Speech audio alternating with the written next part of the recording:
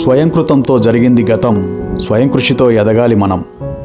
కడప జిల్లా పోరుమామిళ్ల మండలంలోని గురప్పగారి పల్లెకు సమీపంలో వెలసిన శ్రీ శ్రీ శ్రీ మద్దిమాను గురప్ప స్వామి చరిత్రను, ఆయన మహాత్యాన్ని ఇప్పుడు మనం తెలుసుకుందాం.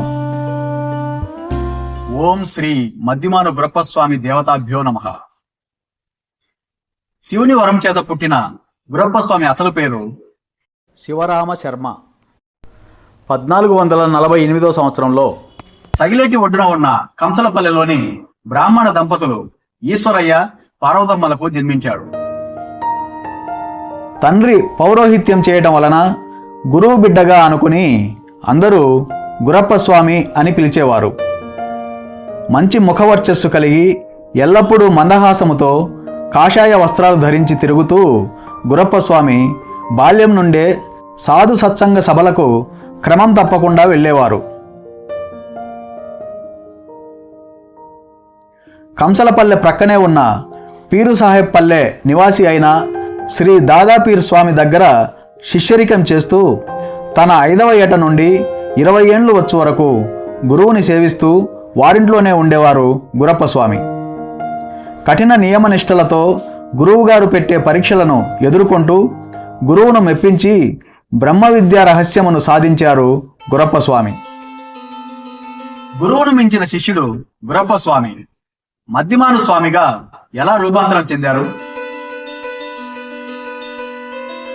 గురువుగారికి సేవ చేస్తూ ఉండగా ఒక రాత్రి గురువుగారు, నాయనా గురప్ప, దీపమును ఆర్పివేయము అని చెప్పగా గురప్ప స్వామి 16 అడుగుల దూరం వరకు తన నాలుకను చాపి దీపమును ఆర్పివేశారు.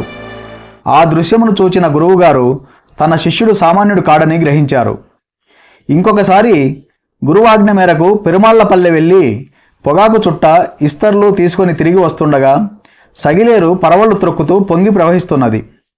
సకాలంలో గురువుగారి కార్యం నెరవేర్చాలనే అకుంఠిత దీక్షాపరుడైన గురప్ప స్వామి తన భావాన్ని ఆర్తితో గంగమ్మ తల్లికి నివేదించగా లోకమాత గంగమ్మ ప్రసన్నురాలై ఆ బాలుణ్ణి సురక్షితంగా ఒడ్డుకు చేర్చింది.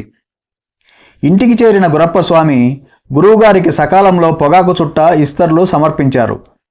సగిలేరు తీవ్ర ఉధృతితో పొంగి ప్రవహిస్తున్నప్పటికీ నది ఎలా దాటి వచ్చావని గురువుగారు అడుగగా వివరంగా చెప్పిన శిష్యుని చూచి ఆశ్చర్యపోయిన గురువుగారు, నాయనా గురప్ప, నీవు నన్ను మించిపోయావు.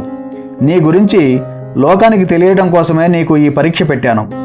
ఇక నీవు శిష్యరికం చాలించు.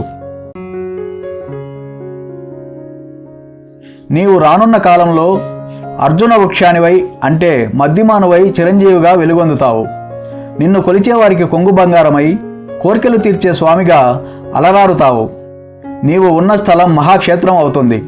నీ వాహనం తెల్లని గుర్రం, కాషాయ వస్త్రాలు, నొసట విభూతిని, మెడలో జపమాల, సింధూర తిలకం, వెండి జంధ్యం, చేతిలో కొరడ, బంగారు పావుకోళ్లతో ఊరూరా తిరుగుతూ దుష్టశక్తులను పారద్రోలు. నీవు సాక్షాత్తు ఈశ్వరాంశ సంభూతుడవు. నీ వల్ల నా పేరు కూడా ప్రఖ్యాతి చెందుతుంది అంటూ దీవించారు.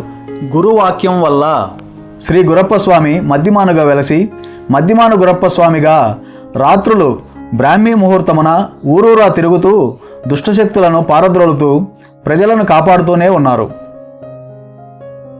మద్దిమాను స్వామిగా రూపాంతరం చెందిన తరువాత బాలుని రూపంలో కనిపిస్తూ మహిమలను చూపుతూనే ఉన్నారు. 1955వ సంవత్సరానికి ముందు గురప్ప స్వామి వారు ఏటికి అవతల ఉండేవారు. భక్తులు ఏటిలో ఈదుతూ పోయి స్వామికి నైవేద్యం సమర్పించేవారు. 1956లో సగిలేరు ప్రాజెక్టు మొదలుపెట్టారు. కొంతకాలానికి స్వామివారు నీటిలో మునిగిపోయారు. 1958లో స్వామివారి ఆదేశం మేరకు భక్తులు ఇప్పటి స్థలంలో మద్దిమాను స్వామిని ప్రతిష్ఠించారు. గురప్ప స్వామివారు ఏటికి యువతల వెలసి ఉండగా గురువుగారు శ్రీ దాదాపీర్ స్వామి ఏటికి అవతలి గట్టున దర్గాలో వెలసి ఉన్నారు. దాదాపీర్ స్వామికి శుక్రవారం పూజలు జరుగుతాయి. అన్ని వర్ణాల వారికి గురప్ప స్వామి ఇలవెల్పు కావడం స్వామివారి విశిష్టత. స్వామివారి పాదుకలు నీటి మీద వచ్చేవట. స్వామివారికి పూజా విధానం.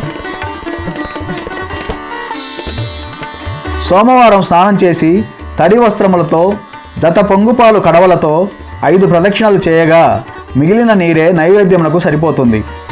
పొంగుపాలు మౌనంగా వండి స్వామివారికి సమర్పించాలి. స్వామివారికి ఏమి సమర్పించినా జతగానే సమర్పించాలి. జత పంచెలు, జత కండువాలు తడిపి స్వామివారి ఆలయ ఆవరణకు చుట్టాలి.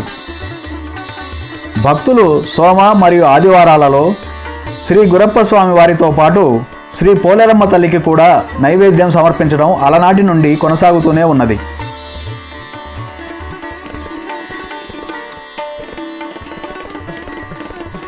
భక్తులు గమనించాల్సిన విషయం ఏమిటంటే, ఈ పూజా విధానంలో ఎక్కడా కూడా జంతు బలుల ప్రస్తావన లేదు.